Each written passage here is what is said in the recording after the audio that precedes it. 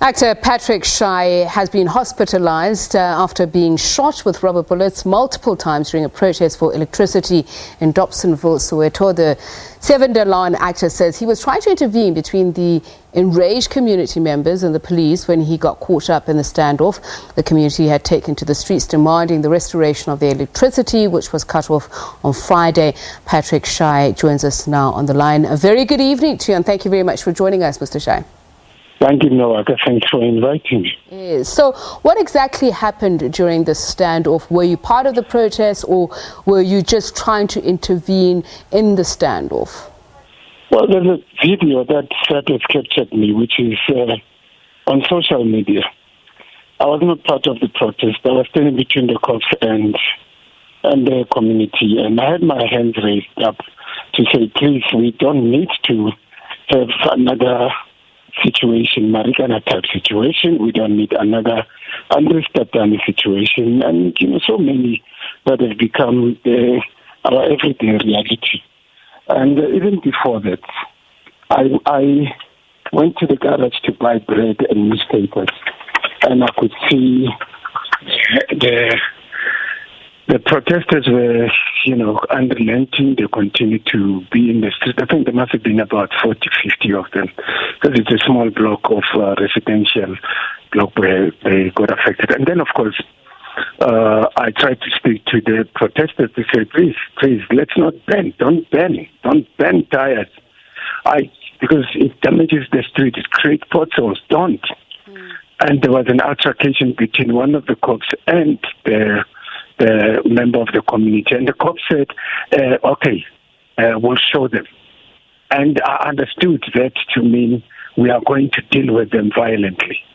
And I said, no, please, that's not how public order policing works. That's not the language. You can't say that. Please don't. And they left to go to their cars and brought guns, and I didn't think that the worst was about to unfold. And there's me, standing there thinking, okay, fine, maybe they will listen to me. I have my hands up. I'm saying, please, I beg you, don't use your guns. And as they got closer... Did you understand them to mean rubber bullets, or was your understanding that live ammunition was going to be used? I think it was rubber bullet or bullets all the way. But it just shows how dangerous rubber bullets can be. Because it tears. I mean, I've got a gaping wound on my thigh, very, very big wound.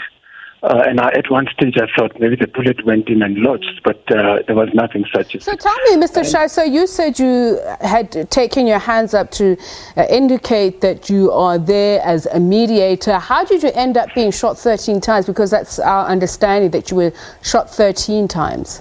13 times. I think it is because I did say to them, come on, guys, please, that's not the language of public order policing.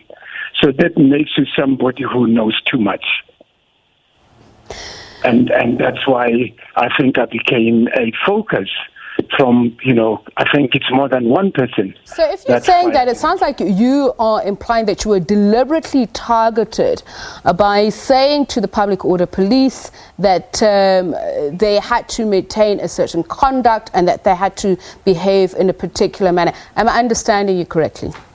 Yes, that's absolutely correct.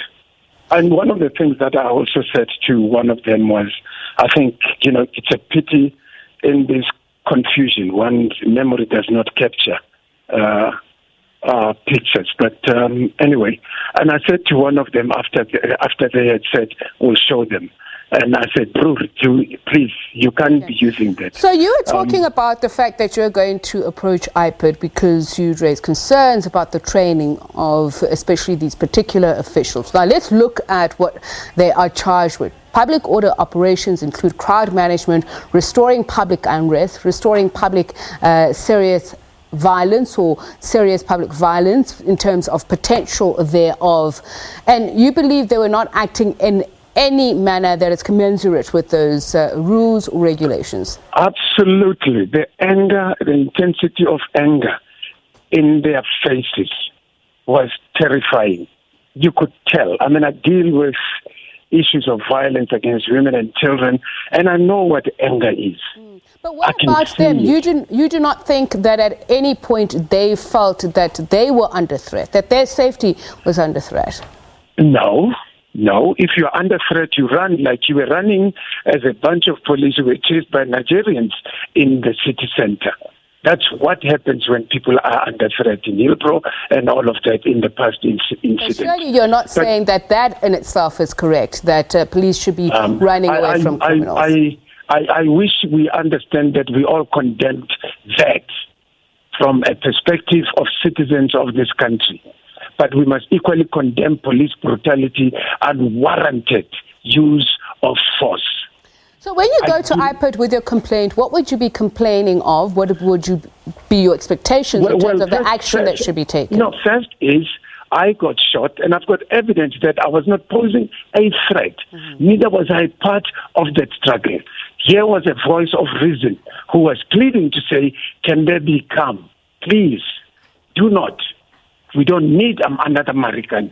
Because one believes that our police force, agents of safety in our country, in our communities, are well trained to deal or handle situations such as this.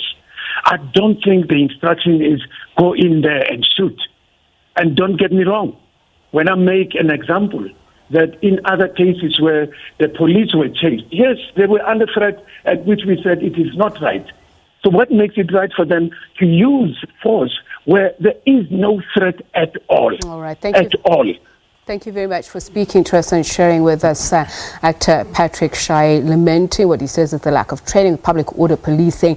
He was shot 13 times. He believes that he was targeted because he was raising issues of the language and the posture of these police. It's our question of the day. What are your thoughts around this? #FullView. Please send us your thoughts.